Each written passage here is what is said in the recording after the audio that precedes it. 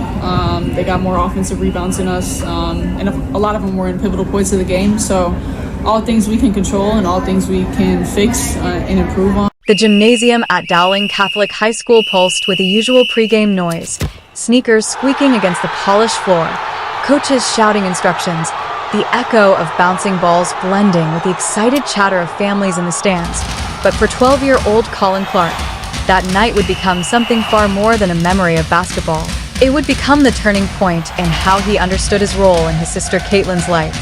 The moment when childhood adoration evolved into a deep, protective love that would carry through the next 15 years. For as he sat in the bleachers watching his 14-year-old sister prepare to play in a summer league game, he noticed something that would carve itself permanently into his heart. A moment of cruelty disguised as competition. The kind of bullying that burns invisible scars. And though Caitlin already showed the brilliance that would one day make her a household name, her very success had drawn out the harshest voices, those who could not accept a young girl daring to dominate in a space long considered reserved for boys. Colin had heard the sharp comment ring out during a timeout. She thinks she's better than everyone. Someone needs to put her in her place. And though many in the crowd brushed it off as nothing more than heated talk, Colin felt his stomach knot, because he knew, in ways the adults around him had failed to notice, that this was not an isolated insult, but part of a campaign of cruelty that had been growing like a shadow over his sister's life. And what the others did not know was that Caitlin had been facing anonymous messages online for weeks, vicious words about her appearance, her family, and her very right to play basketball. The kind of relentless harassment that gnaws away at confidence and self-worth. Colin had watched the subtle signs, her jaw tightening before games, her hands trembling ever so slightly, the forced smile she would put on at dinner even after nights when he heard her muffled sobs behind her bedroom door. And he remembered one evening in particular when, curled up on her bed, she had whispered to their mother, "Maybe they're right. Maybe I don't belong here." Words that had broken something inside him, because to Colin, his sister was not only the most talented person he knew, but also the person he admired most in the world, his hero long before the world ever called her one. And in that moment in the gymnasium, faced with the sight of her holding back tears while still stepping onto the court to prove herself, Colin realized that sometimes love demands not silent admiration but action, that protecting someone you love is not about waiting until they ask for help, but about stepping into the fire even when they don't know they need you. So, as the second half of the game began and the jeers continued, Colin quietly rose from the bleachers, his heart pounding so loudly he thought others might hear it, and walked towards the scorer's table where the referees and tournament officials were stationed. At 12 years old, dwarfed by the adults around him, he felt fear, but it was the kind of fear that steals rather than paralyzes, and when he spoke, his voice, though small in size, carried a firmness beyond his years. "Excuse me," he said to the head referee, who glanced down at him with mild irritation. "I need to report something." The referee, distracted by the game, responded brusquely, "Kid, we're in the middle of a game here." But Colin did not flinch. Instead, he steadied his breath and said, "I know, but they're not just playing basketball out there. They're bullying my sister, and it needs to stop." At that, the official blinked, caught off guard by the boy's resolve. And then Colin did something no one expected.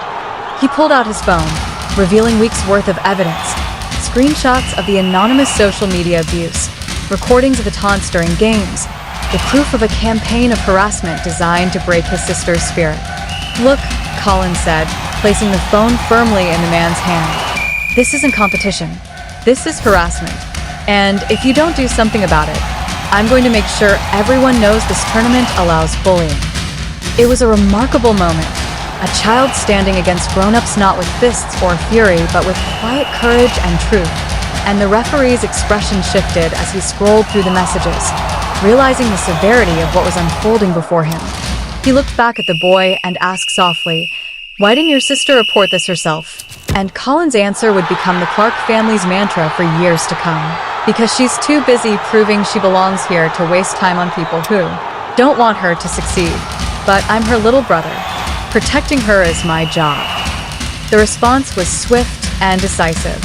The players responsible for the harassment were ejected from the tournament, And in the weeks that followed, new policies were implemented around sportsmanship, social media conduct, and verbal abuse, setting a precedent for youth tournaments across the region. More importantly, the organizers went out of their way to ensure that Caitlin understood she was not only welcome, but that she embodied the very spirit of resilience and excellence they wanted their competition to represent. And yet, Caitlin herself never knew what Colin had done, because he had specifically asked the organizers to keep his intervention a secret. He wanted her to believe that respect had finally come because she had earned it, not because someone had stepped in to shield her. And years later, when he was finally asked why he had stayed silent, Colin explained with the wisdom of someone who had grown up under the weight of love. "I didn't want her to feel like she needed protecting. I wanted her to feel like she had earned the respect she deserved."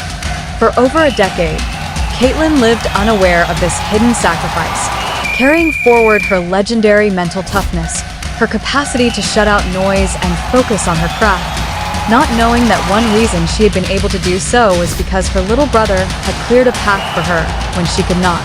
It wasn't until much later, nearly 15 years after that summer night, that Caitlin discovered the truth, and when she did, it shattered her composure in a way no defender ever had.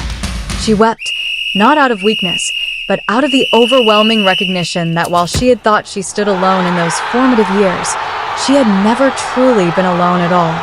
The toughest competitor in basketball, who had stared down sold-out arenas and the weight of national expectation, cried like the teenager she once was, because she realized that her youngest brother had been quietly fighting her battles in the background, loving her in the kind of way that demanded nothing in return, the kind of love that shapes who you become. The revelation transformed the way the public viewed Caitlin's story. What had once been framed solely as individual resilience was now understood as a testament to family, to the hidden hands that hold us steady in our most fragile moments.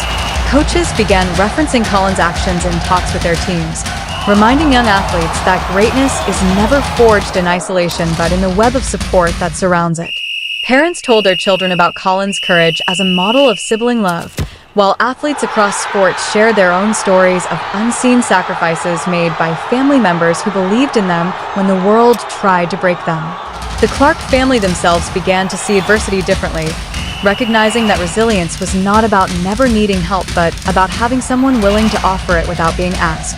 And Caitlin, now fully aware of what her youngest brother had done for her, made it part of her mission to ensure that young athletes, especially young girls facing the cruelty of doubters and bullies, understood that they were never alone, that sometimes the bravest thing in the world is not scoring points or winning titles, but standing up for someone else's right to be who they are. Today, when Caitlin Clark speaks about adversity, she doesn't just talk about her own battles with pressure or criticism. She tells the story of her brother Colin, the 12-year-old who decided that protecting his sister was more important than staying silent, the boy who chose love over fear and set in motion a ripple effect that would change both their lives. And though Colin no longer sits in middle school bleachers with sweaty palms and a pounding heart, he continues to embody that same protective spirit, knowing that while Caitlin may now stand as one of the greatest basketball players in the world, part of her strength was always shaped by the quiet act of courage he made on her behalf. You can perceive, in reflecting on their story, that sometimes the most defining moments in a family's bond come not from the victories celebrated together, but from the unseen sacrifices, the battles fought in silence. At home for the first 23 years of my life, whether it was growing up, high school, or college, so it's really cool. I think the Bay was ready for a women's basketball team. They've always supported women. The impact of Colin's secret intervention was immediate and profound, though at the time nobody, not even Caitlin herself, understood the quiet courage that had been working in the shadows to shield her spirit from being crushed. Over the weeks that followed that pivotal summer league game, Caitlin's confidence soared in ways that appeared, on the surface, to be a natural return to form, a teenager rediscovering the joy of the sport she loved. But in truth, her freedom had been safeguarded by her younger brother's silent watchfulness. She played with a renewed sense of joy and authenticity that had been absent for months, her movements flowing again with that instinctive grace that would one day mesmerize millions of fans. The harassment that had once followed her like a dark cloud evaporated almost overnight, and the atmosphere in gym shifted from one of hostility and petty cruelty to one of reluctant admiration, and soon, genuine respect. Opponents who had once muttered derisive words now found themselves clapping in awe when she sank impossible shots. Spectators who had scoffed began leaning forward in anticipation of her next move. Caitlin, in her youthful innocence, attributed this change to her own perseverance and to the gradual realization among people that her talent could no longer be denied, that she was not some novelty, but a true competitor.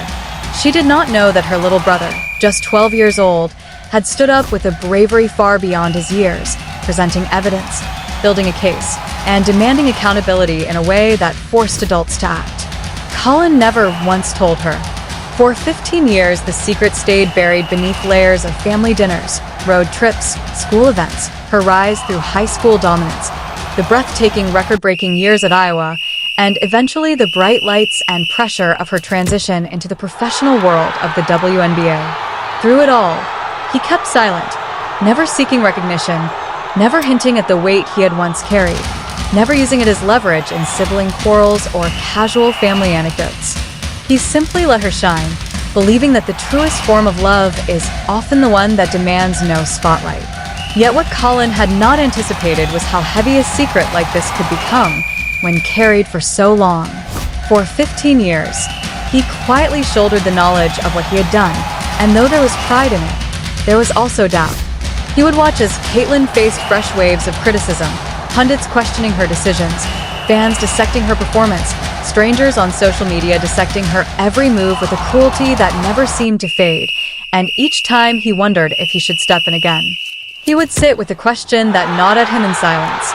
Had his protection helped her find strength, or had it deprived her of a lesson she needed to face on her own? That tension became part of his identity, shaping the man he grew into, someone both protective and hesitant, fiercely loyal but also cautious about when to act.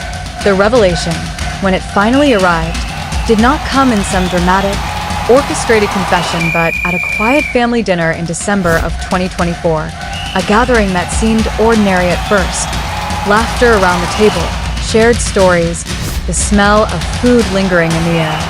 Caitlin, now in the midst of her rookie WNBA season and under the harsh glare of national attention, spoke openly about the challenges of constant criticism. She said it almost casually as she cut into her steak, yet the weight of her words lingered. Sometimes I wonder where I learned to handle all this pressure. I've been dealing with people trying to tear me